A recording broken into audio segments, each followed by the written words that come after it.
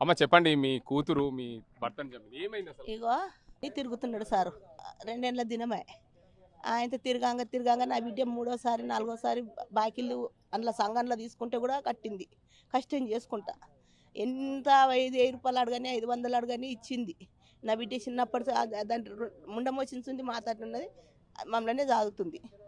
ఇప్పుడు నా బిడ్డ నువ్వు కొట్టినాక నేను వెళ్ళి వచ్చి ఇప్పుడు దావకాండ్లున్నా. దావకాండ్లు ఉంటే కూడా నన్ను చూడనీకి రాలేదు సారు.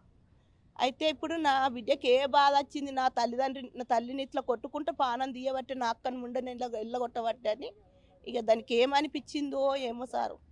ఇక ఇదే నాకు అయితే తెలియదు మీరు నిజం బదలే ఎప్పుడు ఇట్లనే గొడవ పడతాడా? ఎప్పుడో పొద్దుగాల లేవ్వంగానే లొల్లి తాగుతాడా? తాగుతాడు. ఉమ్.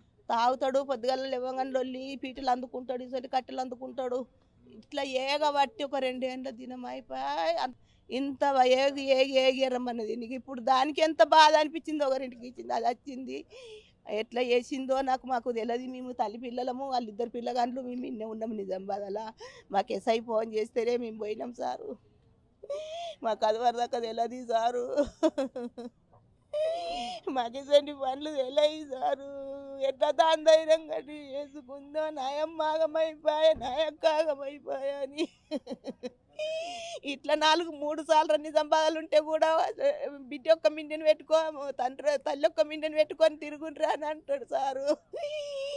ఇవే గలీజు మాటలు సారు. నా బిడ్డని కూడా ఏమంటాడు ముండమోసింది కదా నాకు ఇప్పుడు పెళ్ళని లేదు, నీకైతే పానం చేత కాదు, నీకు రోగం ఉన్నదాన్ని ఇప్పుడు అందులో కాగితం చూపెట్టు రాస్తూ చదువుతారు అని నాకు పోలీస్ స్టేషన్లో చెప్పి దాన్ని ఇంతటి కాగితం రాపించుకొని పూల దండలు వేసుకున్నాడు సారు.